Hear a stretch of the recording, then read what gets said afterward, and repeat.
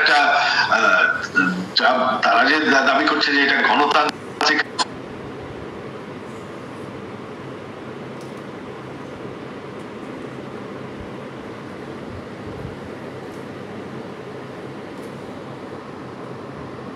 আন্দোলন, এই মানুষ হত্যা করা, পুলিশের উপর হামলা করা, প্রধানমন্ত্রীর উপর হামলা করা, প্রধানমন্ত্রীর বাড়ির উপর হামলা করা, যা সবকিছু জ্বালাও পোড়া করা, লুটপাট করা, এটা তো কোনো আন্দোলন নয়, এটা তো হচ্ছে মব, এটা তো হচ্ছে সন্ত্রাস, জঙ্গি।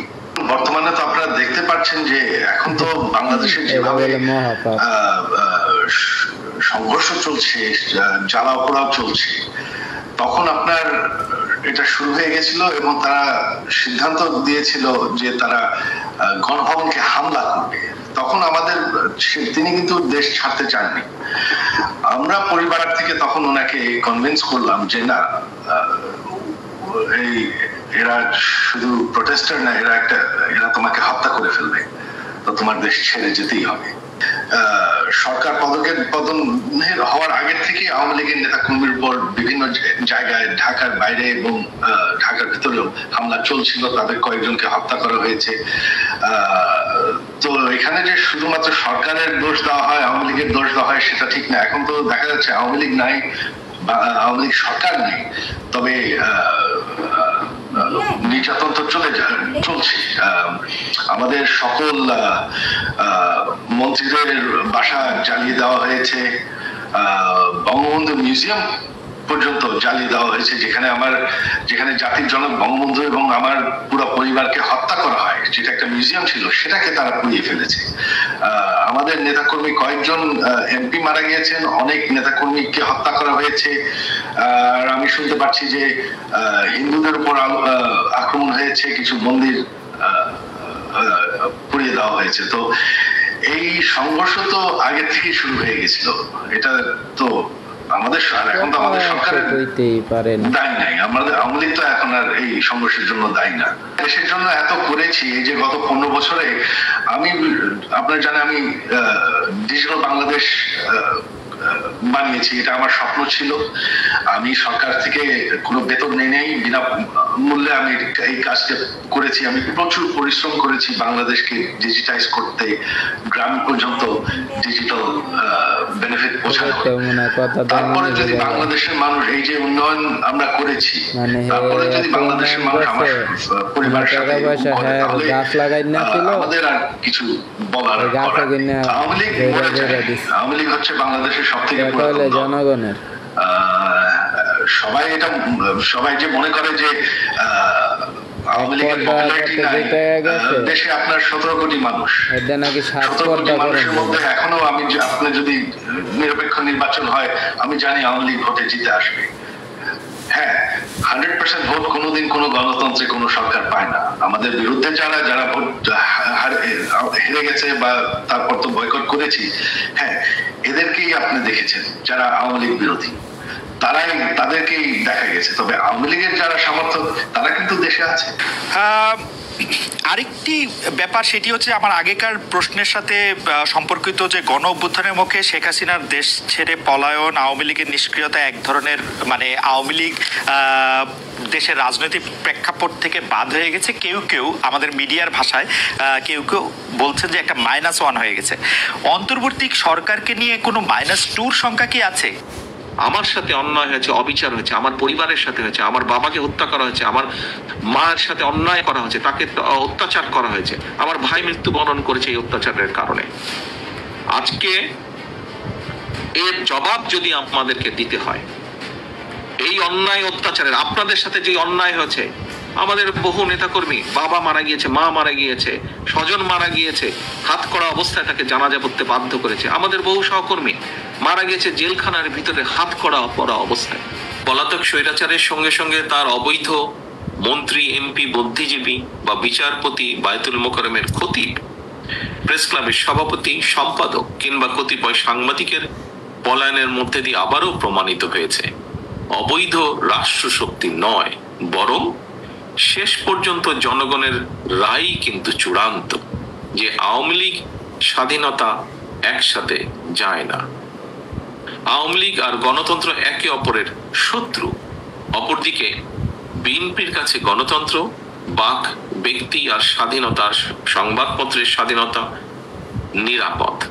বিতাড়িত স্বৈরাচারের পলায়নের পর গণতান্ত্রিকামী জনগণের আকাঙ্ক্ষা পূরণে এক বিশাল দায়িত্ব নিয়ে আজকের অন্তর্বর্তীকালীন সরকারের যাত্রা শুরু হয়েছে।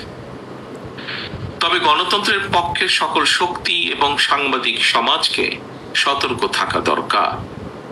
আমাদের গণতন্ত্র প্রতিষ্ঠার যে চলমান যাত্রা বাধাগ্রস্ত করতে কিন্তু এরই ভিতরে নানা রকম ষড়যন্ত্র শুরু হয়েছে, যা এর ভিতরেই অনেক বক্তা তাদের বক্তব্য এরই ভিতরে তুলে ধরেছেন। বিতাড়িত স্বৈরাচার এবং তাদের দোসর চক্র নানা কৌশলে আবারও মাথাচাড়া দিয়ে ওঠার অপচেষ্টা শুরু করেছে। অপশক্তি দেশের ভেতরে এবং বাইরে থেকে বাংলাদেশের পক্ষের শক্তির মধ্যে ভুল বোঝাবুঝি সৃষ্টির পায়তারায় লিপ্ত হয়েছেন। তবে সবাই যদি আমরা সতর্ক থাকি, বাংলাদেশের পক্ষের শক্তির মধ্যে ভুল বোঝাবুঝির অবকাশ থাকবে না বলে আমি দৃঢ়ভাবে বিশ্বাস করি।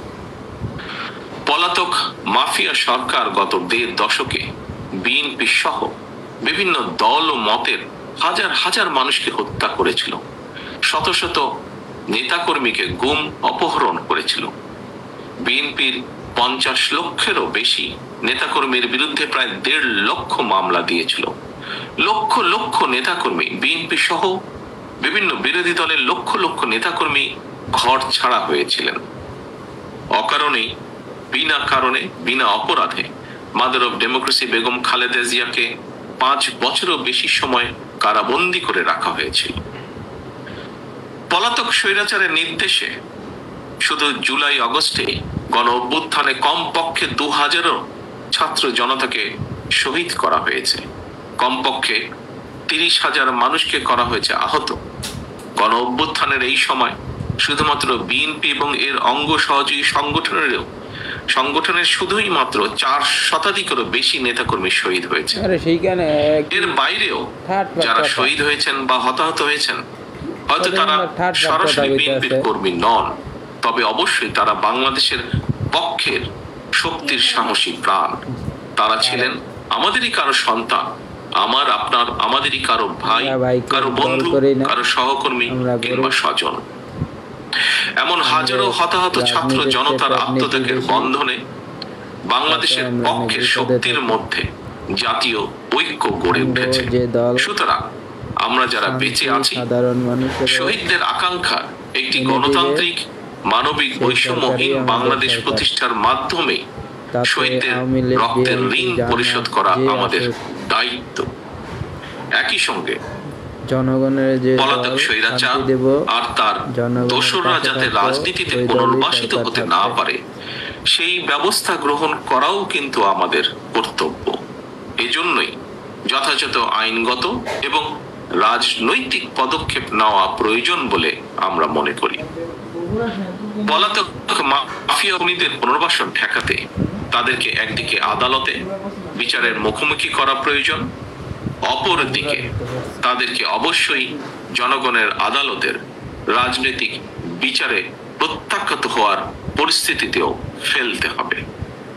যদি এই দুয়ের সমন্বয় ঘটাতে পারি আমরা, আমি দৃঢ়ভাবে বিশ্বাস করি গণবিরোধী বিতাড়িত অপশক্তি বাংলাদেশের রাজনীতিতে আর মাথা তুলে দাঁড়াতে সক্ষম হবে না। খুনি, লুটেরা, মাফিয়া এবং স্বৈরাচারী রাজনৈতিক অপশক্তিকে বাংলাদেশের রাজনীতিতে অপ্রাসঙ্গিক করে দিতে হলে জনগণের রাজনৈতিক ক্ষমতায়ন প্রয়োজন। ভোটের অধিকার প্রয়োগের সুযোগ পেলেই জনগণ তাদের রাজনৈতিক ক্ষমতা প্রয়োগ করে গণহত্যাকারী, খুনি, লুটেরা, পলাতক স্বৈরাচার এবং তাদের দোসরদেরকে রাজনীতির মাঠ থেকে বিদায় করে দিতে সক্ষম হবে। এ কারণেই বিএনপি মনে করে সংস্কার কার্যক্রমের পাশাপাশি একটি যৌক্তিক সময়ের মধ্যে অবাধ, সুষ্ঠু, নিরপেক্ষ নির্বাচন অনুষ্ঠান অবশ্যই প্রয়োজন। ভারপ্রাপ্ত চেয়ারম্যান জনাব তারেক রহমান, আপনাকে আমাদের অনুষ্ঠানে স্বাগত।